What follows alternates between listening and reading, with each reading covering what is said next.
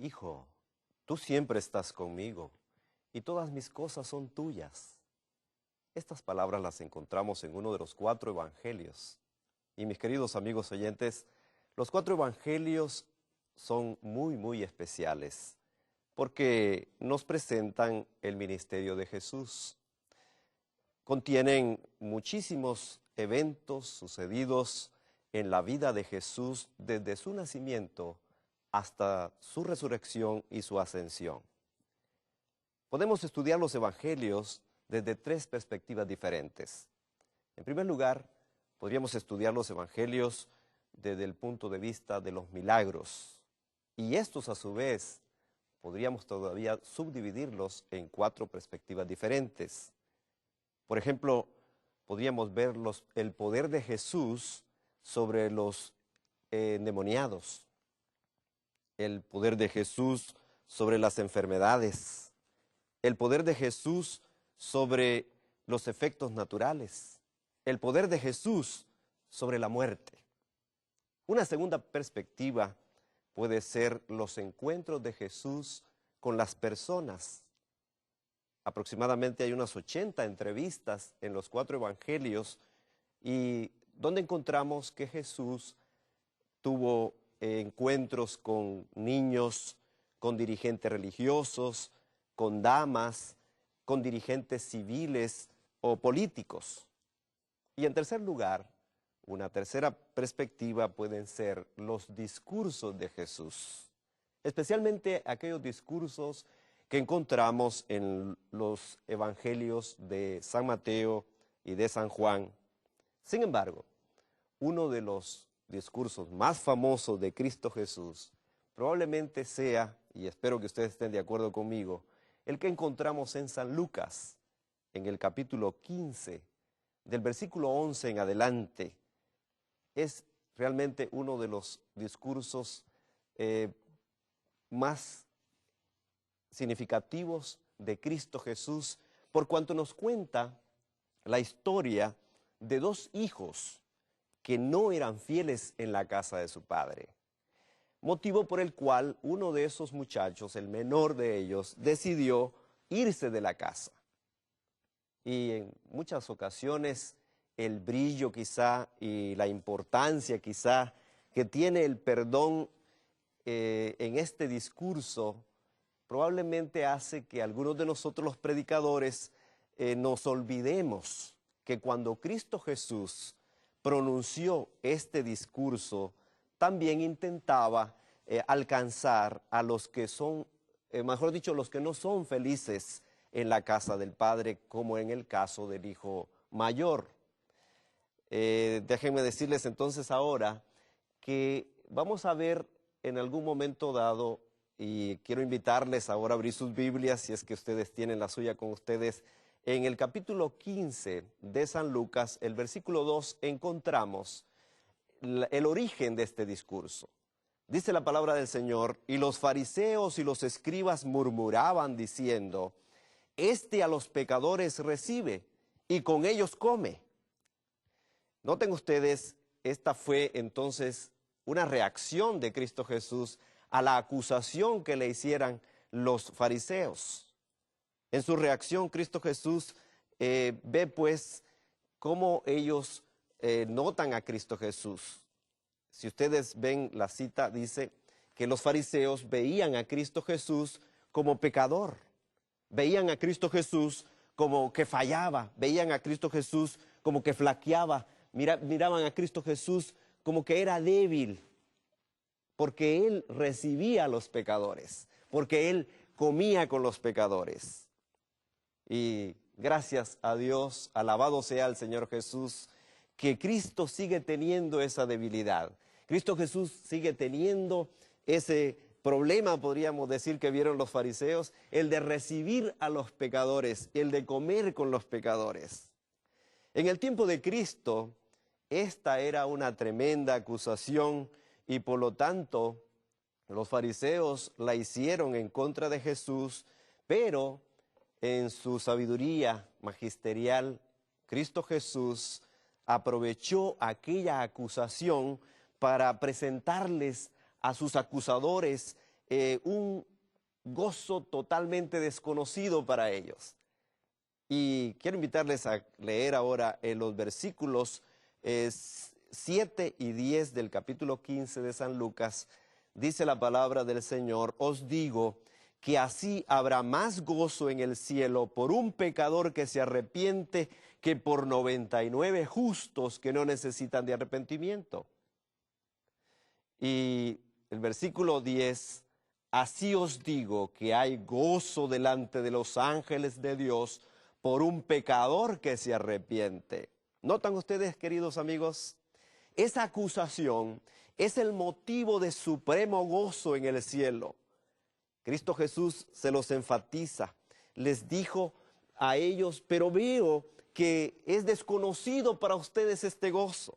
Notemos pues que este discurso no fue dirigido tanto a los que se perdían como ovejas o como monedas, sino que preferiblemente o primariamente fue dirigido a los acusadores de Cristo Jesús que no habían aprendido a vivir en la casa de Dios, que no habían aprendido a disfrutar de la gracia de Dios, que no habían aprendido a disfrutar del gozo de la salvación en Cristo Jesús. Si notamos ahora algunas características del hijo menor, vamos a leer en el capítulo 15, versículo 32 de San Lucas, y veamos algunas características. Dice así: mas era necesario hacer fiesta y regocijarnos, porque este tu hermano era muerto y ha revivido, se había perdido y es hallado. ¿Notan ustedes? La palabra del Señor o el discurso de Jesús enfatiza las características del hijo menor. Es que estaba muerto, pero ahora ha revivido.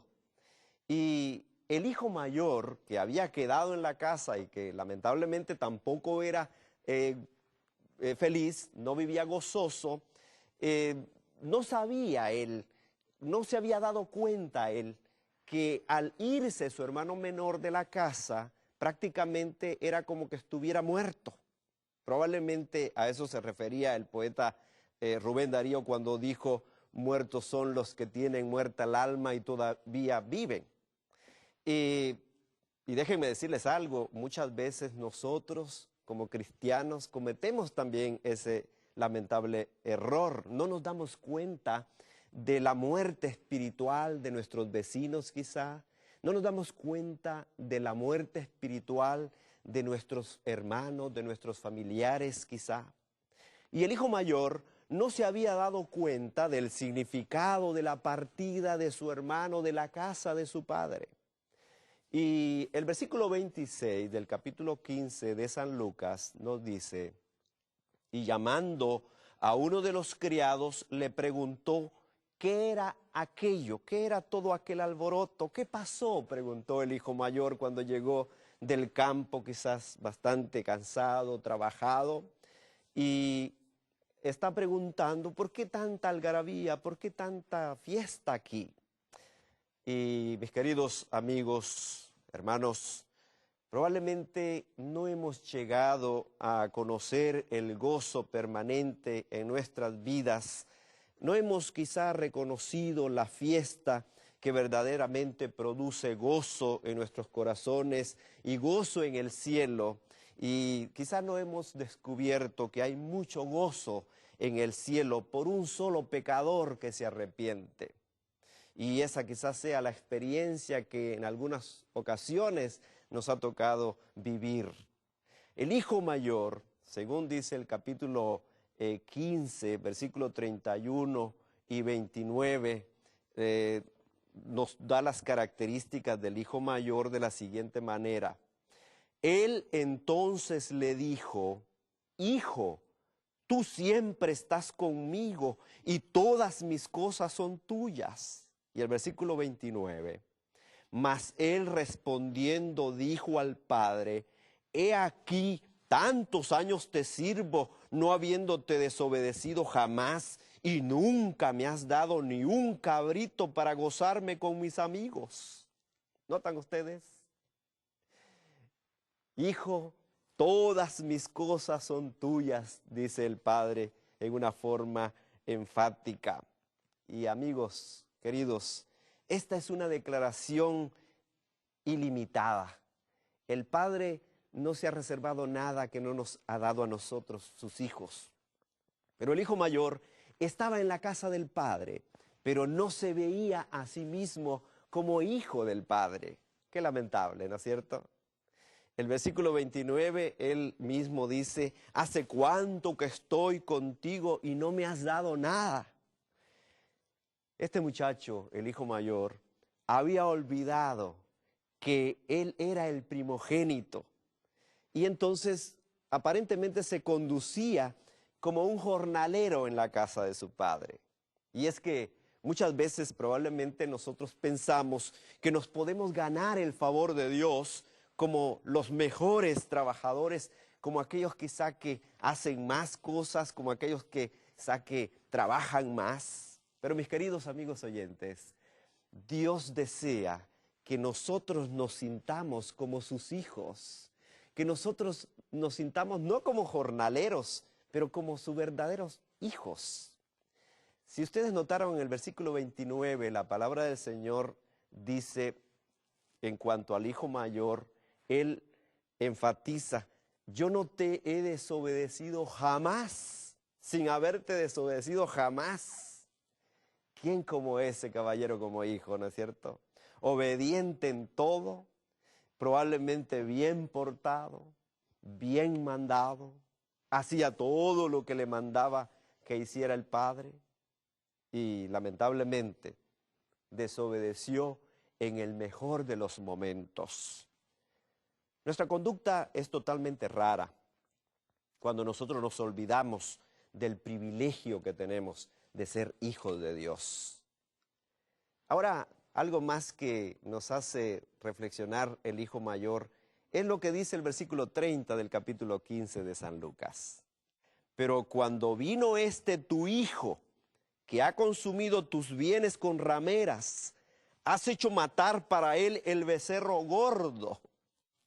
Ahora, la pregunta que surge en cuanto a esta declaración es, ¿de dónde se sacó el hijo mayor que la única manera de gastar el dinero es esta?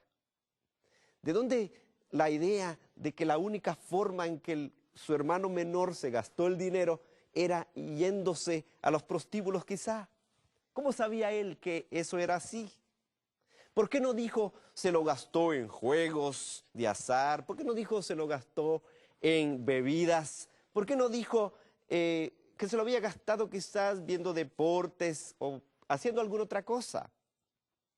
Muchas veces nosotros también quizá hacemos algo semejante que lo que hizo el hijo mayor, porque hacemos responsables a otros de nuestros propios pecados, de nuestros propios errores, de nuestras propias debilidades.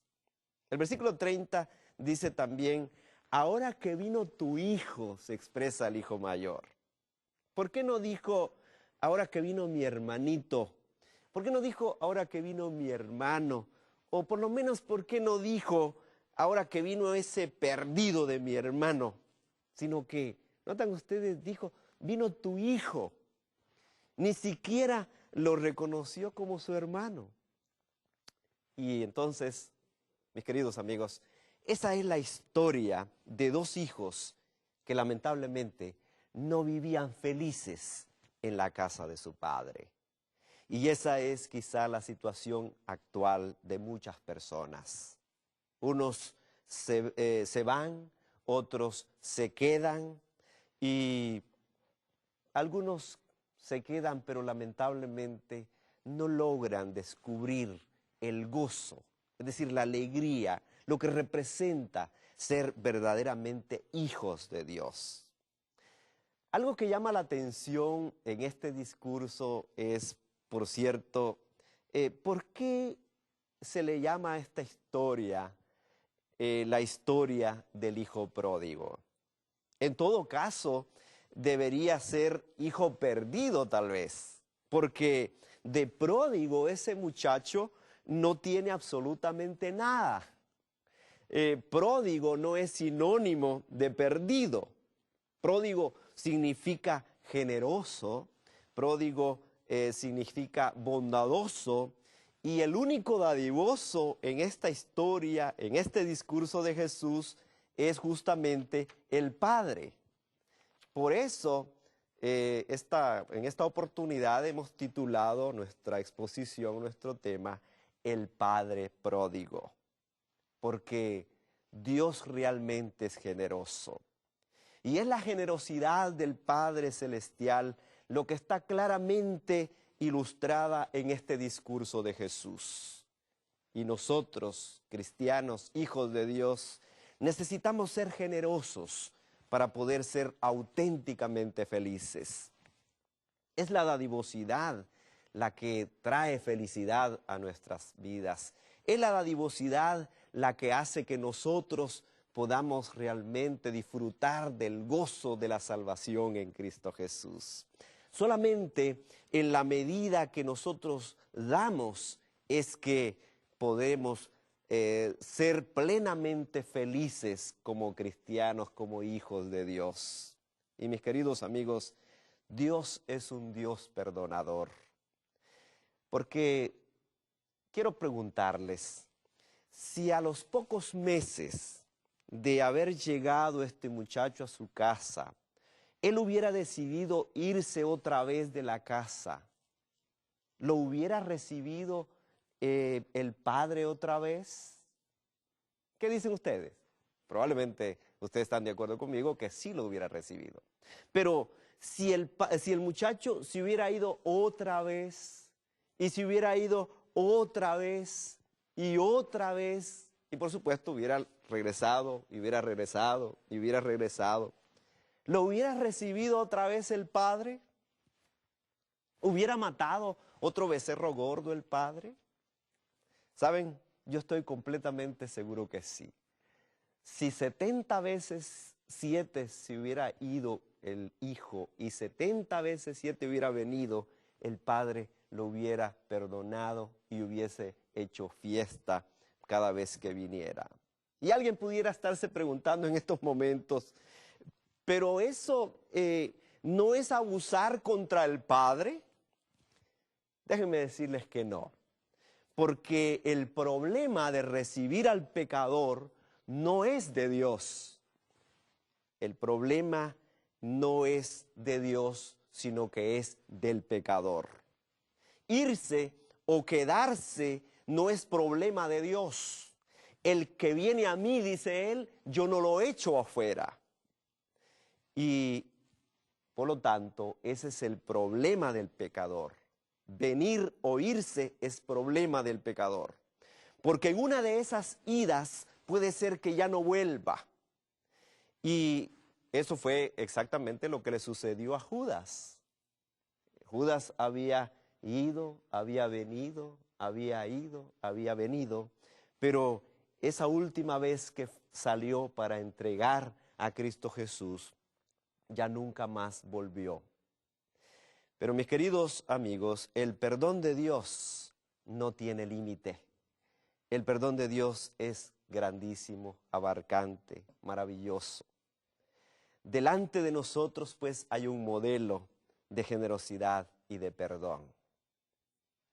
Y yo quisiera resumir lo que he dicho, haciéndoles pensar por unos momentos en las palabras del poeta, quien dijera: érase un padre, tenía 2 hijos, a quienes daba todo su amor. El más pequeño un día le dijo con intenciones de gran señor: el mundo es grande, esto es pequeño, yo quiero verle y de él gozar. Dame la herencia de que soy dueño, estoy cansado de trabajar.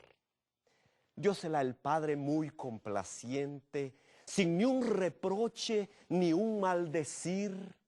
Dióle un abrazo, besó su frente y entristecido le vio partir. Secó sus ojos y a Dios le dijo, entre sollozos y ardiente prez: Señor, te pido, guarda a mi hijo y haz que yo pueda verle otra vez. Perdióse el hijo por la distancia, con intenciones de no volver. Mas él vivía con la esperanza de aquel que ama volverle a ver. Pasaron días y muchos días. Aquel su hacienda desperdició entre los vicios y las orgías hasta que todo lo malgastó. Faltóle pan, faltóle abrigo, faltóle un techo donde morar. Estaba solo, sin ni un amigo, y busca entonces no trabajar. Mas, ¿qué trabajo apacentado? Cerdos inmundos, ¿qué ha de hacer? Estaba hambriento y deseando la comida de ellos comer. Hasta que un día pensó en su padre, en la abundancia de aquel hogar, y decidióse en aquella tarde arrepentido a él regresar. Diría mi padre que soy indigno de ser su hijo, de nada ser que me reciba con el designio de que trabaje para comer. Mientras el padre todos los días aquel camino solía escrutar, su amor inmenso le repetía que su hijo amado iba a llegar. Hasta que un día por el camino viene un mendigo hacia el hogar vistiendo harapos casi sin tino, sus pies vacilan al caminar. Le ve el anciano y presto dice: es mi hijo, mi amado hijo. Le veis, es él, es él.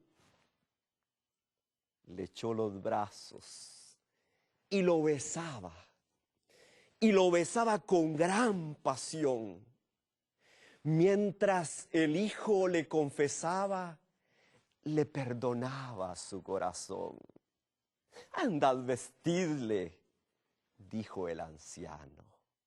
Poned zapatos en estos pies, poned anillo en esta mano. Este es mi hijo que hallado es.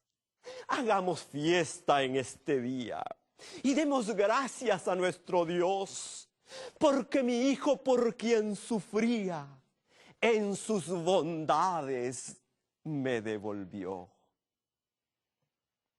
¿Te das cuenta, amigo oyente?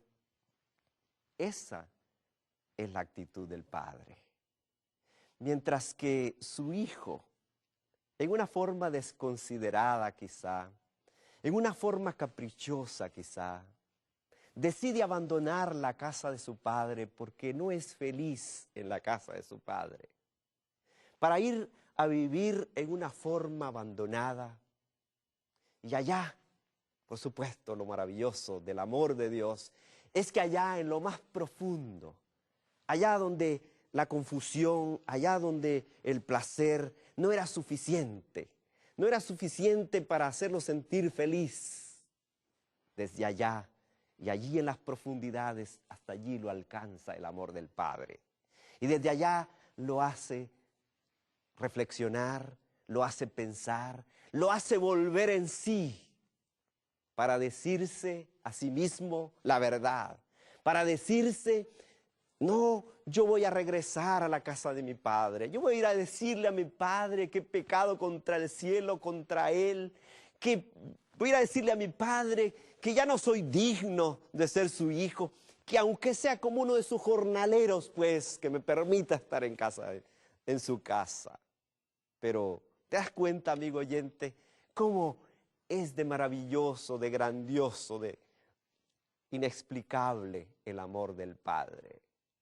Ese amor del Padre hacía que todos los días ese padre pudiese contemplar ese camino para ver la hora en que su hijo viniera. Hasta que llegó el día, cuando ese hijo arrepentido, cuando ese hijo que había vuelto en sí, siente en su corazón y en su mente, vuelve a escuchar la voz del Santo Espíritu de Dios para una vez volver e ir y ser recibido por su Padre. Qué maravilloso es Dios, qué grandioso es el amor de Dios. Un maravilloso modelo tenemos nosotros en el Padre Celestial, para que como hijos suyos, para que como creyentes en Cristo Jesús podamos disfrutar, podamos realmente experimentar lo que significa vivir en la casa del Padre, lo que significa servirle al Padre, lo que significa vivir en relación con el Padre, en comunión con el Padre, y por supuesto lo que significa vivir una vida consecuente, una vida perdonada, una vida en proceso de la santificación que el Padre ha ofrecido, por cuanto, si notaste, este Padre va y pone su vestimenta sobre su Hijo y de esa forma sencillamente lo cubre, dándole la seguridad que le ha otorgado el perdón, que le ha otorgado la recepción, que le ha dado otra vez la oportunidad de ser un verdadero hijo. Pero, mi querido amigo oyente, ojalá que también reflexiones en cuanto a la actitud del hijo mayor. Ese muchacho que no logró nunca ser feliz en la casa del Padre y que no pudo regocijarse, lamentablemente, con la llegada de su hermano, porque no sabía, no conocía el significado, no sabía que su hermano estaba viviendo en una condición de casi muerto. ¿Cuántos habrá hoy día que, al igual que este muchacho, estarán viviendo en la desesperación, pero allí donde estás, Dios te dice: ven, hijo mío,